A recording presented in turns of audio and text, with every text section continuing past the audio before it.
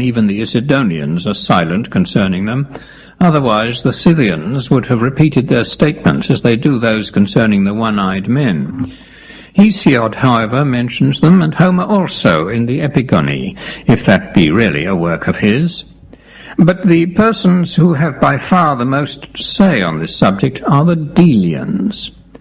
They declare that certain offerings packed in wheaten straw were brought from the country of the Hyperboreans into Scythia, and that the Scythians received them and passed them on to their neighbours upon the west, who continued to pass them on until at last they reached the Adriatic. From thence they were sent southward, and when they came to Greece were received first of all by the Dodonians. Thence they descended to the Maliac Gulf, from which they were carried across into Euboea, where the people handed them on from city to city, till they came at length to Carystus.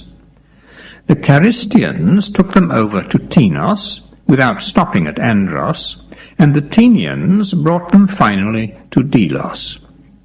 Such, according to their own account, was the road by which the offerings reached the Delians. 2 damsels, they say, named Hyperike and Laodice, brought the first offerings from the Hyperboreans, and with them the Hyperboreans sent 5 men to keep them from all harm by the way. These are the persons whom the Delians called Perpheres, and to whom great honours are paid at Delos. Afterwards the Hyperboreans, when they found that their messengers did not return, thinking it would be a grievous thing always to be liable to lose the envoys they should send, adopted the following plan. They wrapped their offerings in the wheaten straw, and bearing them to their borders, charged their neighbours to send them forward from one nation to another, which was done accordingly, and in this way the offerings reached Delos. I myself know of a practice like this, which obtains with the women of Thrace and Paeonia. They, in their sacrifices to the queenly Artemis, bring wheaten straw always with their offerings. Of my own knowledge I can testify that this is so. The damsels sent by the Hyperboreans died in Delos, and in their honour all the Delian girls and youths are wont to cut off their hair. The girls, before their marriage day, cut off a curl, and twining it round a distaff, lay it upon the grave of the strangers. This grave is on the left as one enters the precinct of Artemis, and has an olive tree growing on it. The youths wind some of their hair round a kind of grass, and, like the girls, place it upon the tomb. Such are the honours paid to these damsels by the Delians.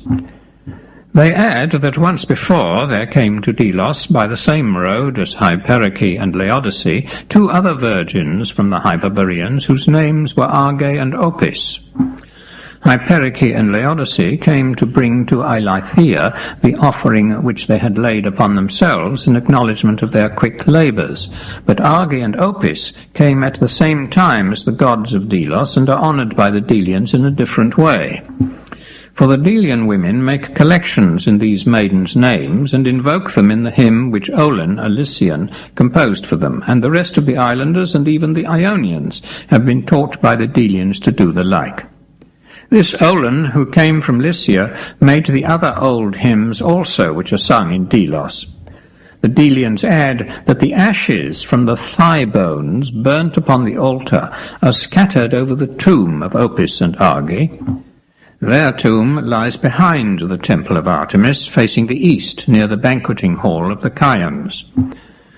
Thus much then, and no more, concerning the Hyperboreans. As for the tale of Abaris, who is said to have been a Hyperborean, and to have gone with his arrow all round the world without once eating, I shall pass it by in silence. Thus much, however, is clear. If there are Hyperboreans, there must also be Hypernotians.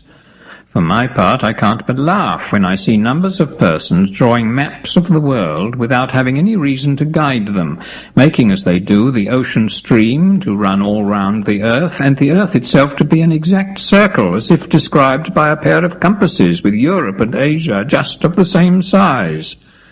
The truth in this matter I will now proceed to explain in a very few words, making it clear what the real size of each region is and what shape should be given them. The Persians inhabit a country upon the southern or Erythraean Sea. Above them to the north are the Medes. Beyond the Medes, the Saspirians. Beyond them, the Colchians, reaching to the northern sea in which the Phasis empties itself. These four nations fill the whole space from one sea to the other. West of these nations there project into the sea two tracts, which I will now describe. One, beginning at the river Phasis on the north, stretches along the Euxine and the Hellespont to Sigeum in the Troas, while on the south it reaches from the Myrandrian Gulf, which adjoins Phoenicia, to the Triopic promontory. This is one of the tracts, and is inhabited by 30 different nations. The other starts from the country of the Persians and stretches into the Erythraean Sea, containing first Persia, then Assyria, and after Assyria, Arabia. It ends, that's to say, it's considered to end, though it doesn't really come to a termination, at the Arabian Gulf, the gulf whereinto Darius conducted the canal which he made from the Nile. Between Persia and Phoenicia lies a broad and ample tract of country, after which the region I'm describing skirts our sea, stretching from Phoenicia along the coast of Palestine, Syria, till it comes to Egypt, where it terminates. This entire tract contains but 3 nations. The whole of Asia, west of the country of the Persians, is comprised in these 2 regions. Beyond the tract occupied by the Persians, Medes, Saspirians, and Colchians towards the east, and the region of the sunrise, Asia is bounded on the south by the Erythraean Sea, and on the north by the Caspian and the river Araxes, which flows towards the rising sun. Till you reach India, the country is peopled, but further east it's void of inhabitants, and no one can say what sort of region it is. Such then is the shape and such the size of Asia. Libya belongs to one of the above-mentioned tracts, for it adjoins on Egypt. In Egypt the tract is at first a narrow neck, the distance from our sea to the Erythraean not exceeding 100,000 fathoms, or, in other words, 1,000 furlongs. But from the point where the neck ends, the tract which bears the name of Libya is of very great breadth. For my part, I'm astonished that men should ever have divided Libya, Asia, and Europe as they have, for they're exceedingly unequal. Europe extends the entire length of the other 2, and for breadth will not even, as I think, bear to be compared to them. As for Libya, we know it to be washed on all sides by the sea, except where it's attached to Asia. This discovery was first made by Nikos, the Egyptian king, who, on desisting from the canal which he had begun between the Nile and the Arabian Gulf, sent to sea a number of ships manned by Phoenicians with orders to make for the Pillars of Hercules and return to Egypt through them and by the Mediterranean. The Phoenicians took their departure from Egypt by way of the Erythraean Sea, and so sailed into the southern ocean. When autumn came, they went ashore, wherever they might happen to be, and having sown a tract of land with corn, waited until the grain was fit to cut. Having reaped it, they again set sail, and thus it came to pass that 2 whole years went by, and it was not till the 3rd year that they doubled the Pillars of Hercules, and made good their voyage home. On their return, they declared, I for my part don't believe them, but perhaps others may, that in sailing round Libya they had the sun upon their right hand. In this way was the extent of Libya first discovered. Next to these Phoenicians, the Carthaginians, according to their own accounts, made the voyage. For Sataspes, son of Tiaspes, the Achaemenian, didn't circumnavigate Libya, though he was sent to do so, but fearing the length and desolateness of the journey, he turned back and left unaccomplished the task which had been set him by his mother. This man had used violence towards a maiden, the daughter of Sobirus, son of Megabyzus, and King Xerxes was about to impale him for the offence, when his mother, who was a sister of Darius, begged him off, undertaking to punish his crime more heavily than the king himself had designed. She would force him, she said, to sail round Libya and return to Egypt by the Arabian Gulf. Xerxes gave his consent, and Sataspes went down to Egypt and there got a ship and crew, with which he set sail for the Pillars of Hercules. Having passed the straits, he doubled the Libyan headland, known as Cape Solois, and proceeded southward. Following this course for many months over a vast stretch of sea, and finding that more water than he had crossed still lay ever before him, he put about and came back to Egypt. Thence proceeding to the court, he made report to Xerxes that at the farthest point to which he had reached, the coast was occupied by a dwarfish race, who wore a dress made from the palm tree. These people, whenever he landed, left their towns and fled away to the mountains. His men, however, did them no wrong, only entering into their cities and taking some of their cattle. The reason why he had not sailed quite round Libya was, he said, because the ship stopped and wouldn't go any further.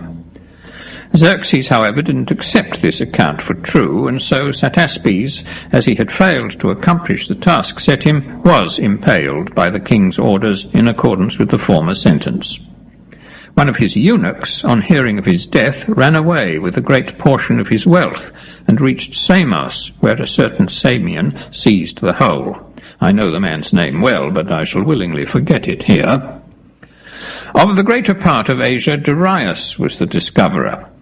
Wishing to know where the Indus, which is the only river save one that produces crocodiles, emptied itself into the sea, he sent a number of men on whose truthfulness he could rely, and among them Scylax of Carianda, to sail down the river. They started from the city of Caspatirus in the region called Pactaica, and sailed down the stream in an easterly direction to the sea. Here they turned westward, and after a voyage of 30 months reached the place from which the Egyptian king, of whom I spoke above, sent the Phoenicians to sail round Libya. After this voyage was completed, Darius conquered the Indians, and made use of the sea in those parts.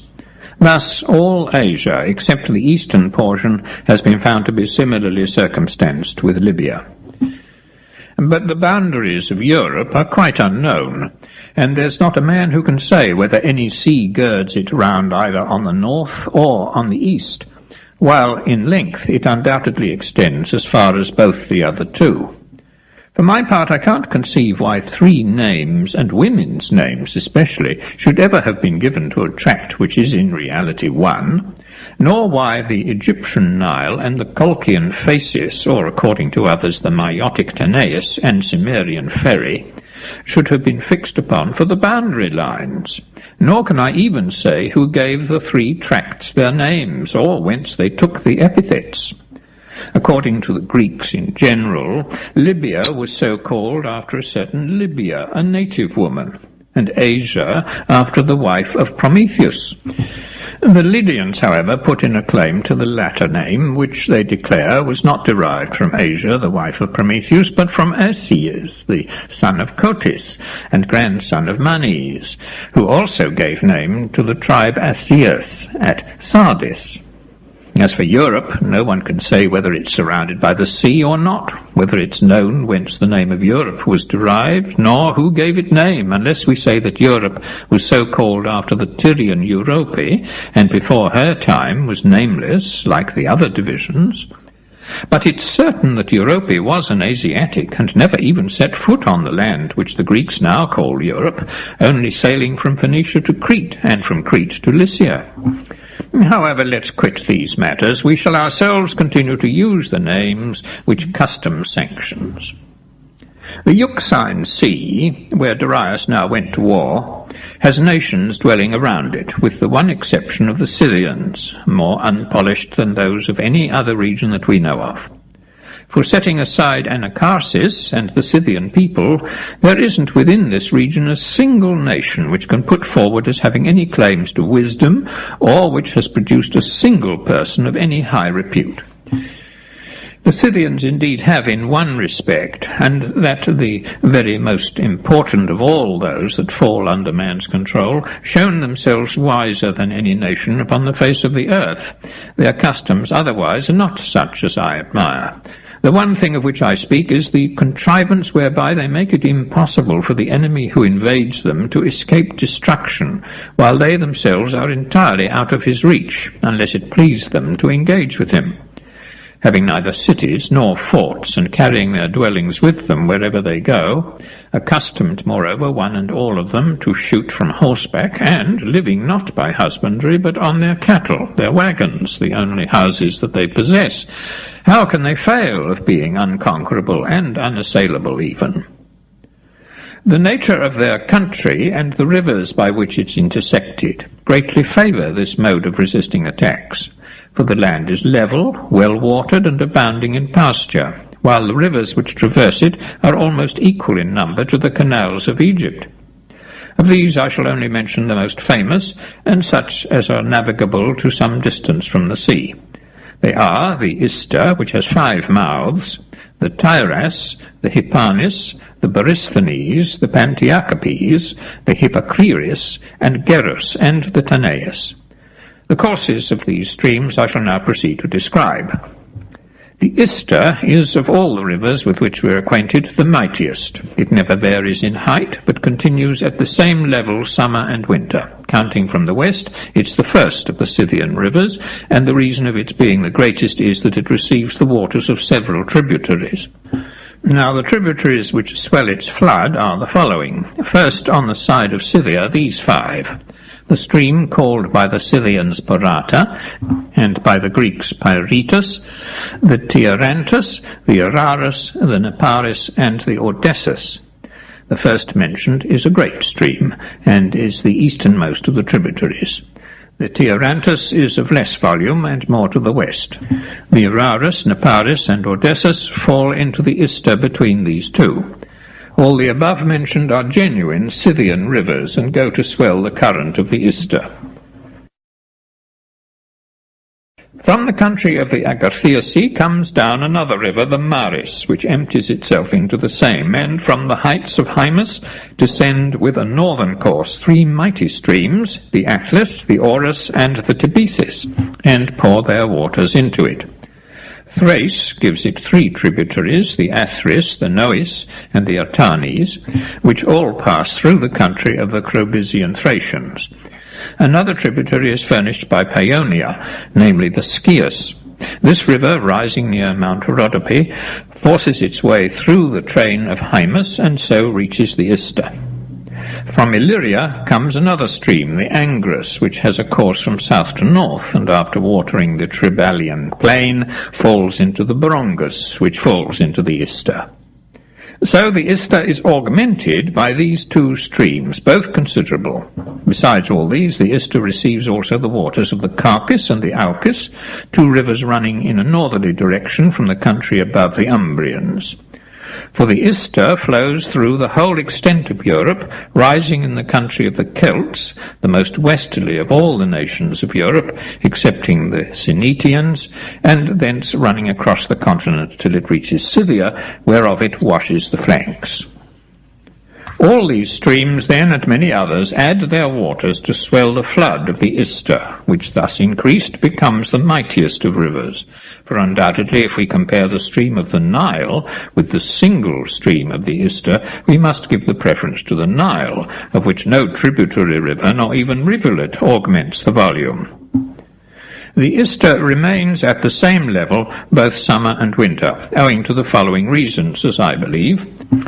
During the winter it runs at its natural height, or a very little higher, because in those countries there is scarcely any rain in winter but constant snow.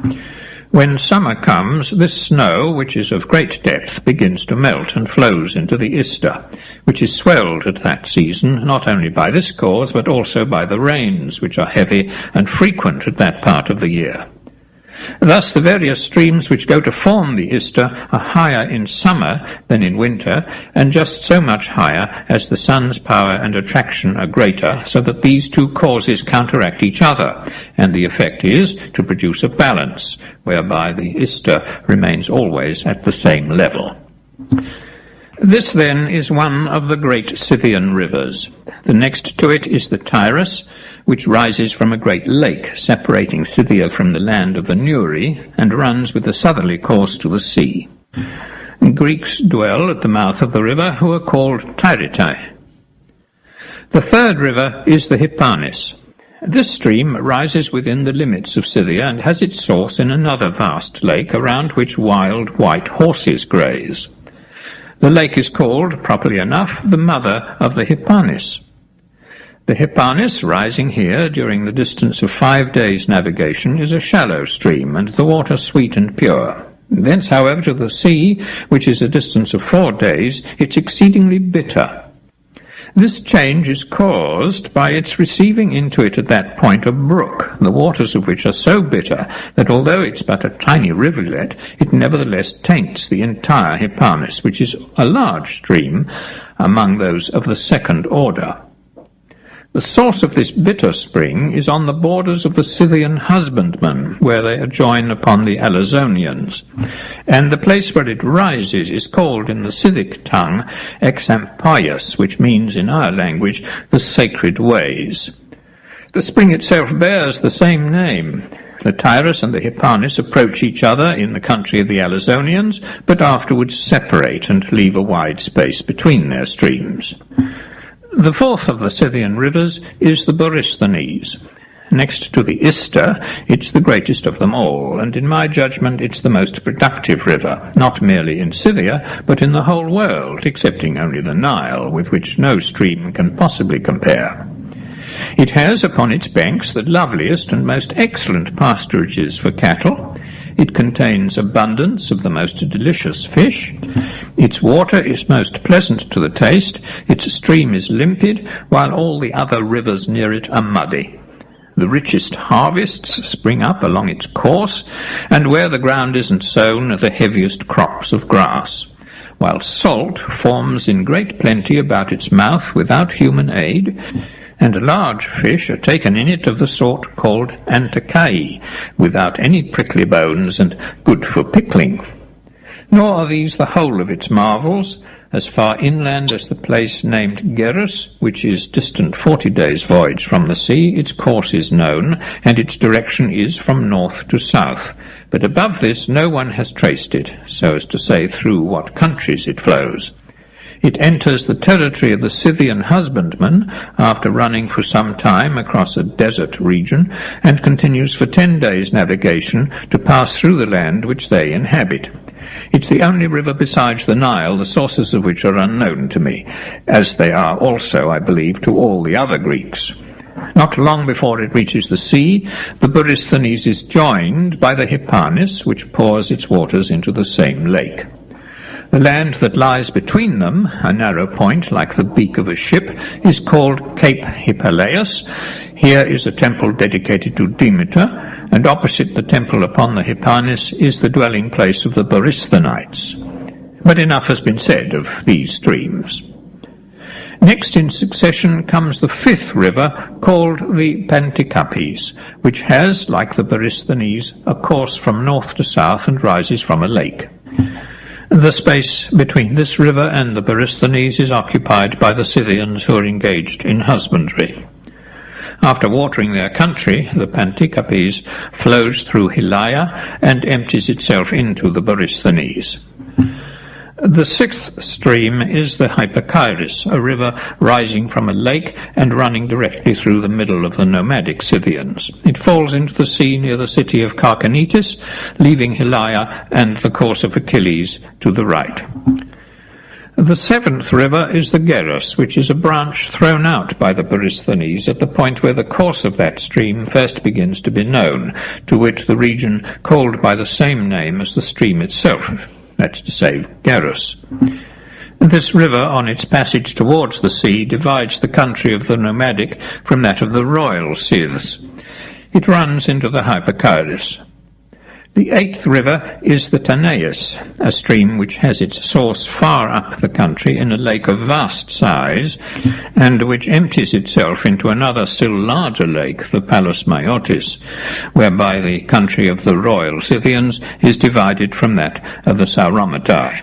The Tanais receives the waters of a tributary stream called the Hyrgis. Such, then, are the rivers of chief note in Scythia. The grass which the land produces is more apt to generate gall in the beasts that feed on it than any other grass which is known to us, as plainly appears on the opening of their carcasses. Thus abundantly are the Scythians provided with the most important necessaries. Their manners and customs come now to be described.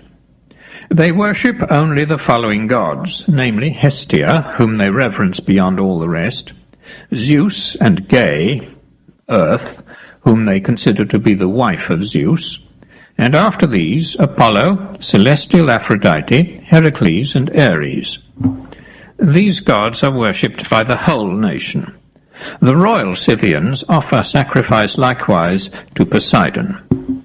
In the Scythic tongue, Hestia is called Tabiti, Zeus, very properly in my judgment, Papoius, Ge Appia, Apollo Oitocyrus, celestial Aphrodite Artimpasa, and Poseidon Thamimasidas.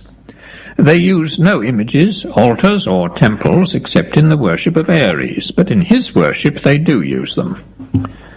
The manner of their sacrifices is everywhere and in every case the same.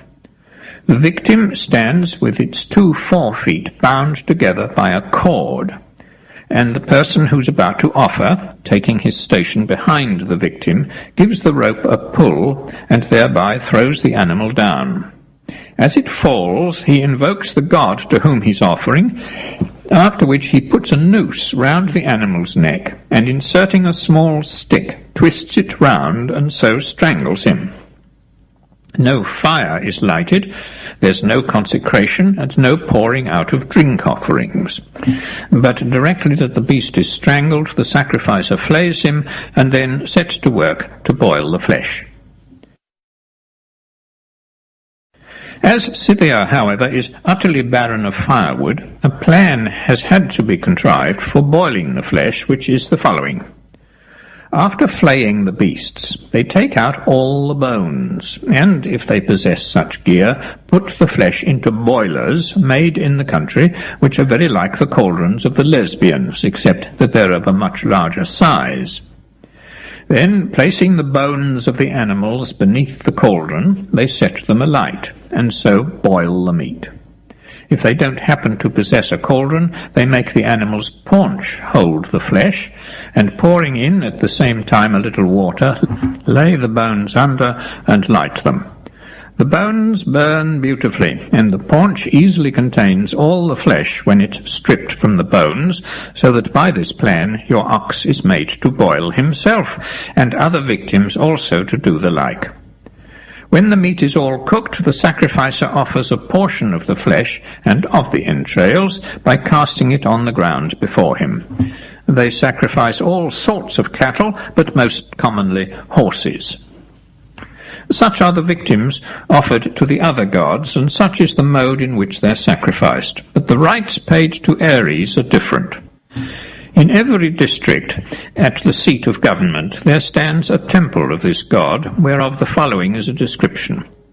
It's a pile of brushwood, made of a vast quantity of faggots, in length and breadth 3 furlongs, in height somewhat less, having a square platform on the top, 3 sides of which are precipitous, while the 4th slopes, so that men may walk up it. Each year 150 wagon loads of brushwood are added to the pile, which sinks continually by reason of the rains. An antique iron sword is planted on the top of every such mound, and serves as the image of Ares. Yearly sacrifices of cattle and of horses are made to it, and more victims are offered thus than to all the rest of their gods. When prisoners are taken in war, out of every 100 men they sacrifice 1, not however with the same rites as the cattle, but with different. Libations of wine are first poured upon their heads, after which they are slaughtered over a vessel. The vessel is then carried up to the top of the pile, and the blood poured upon the scimitar. While this takes place at the top of the mound,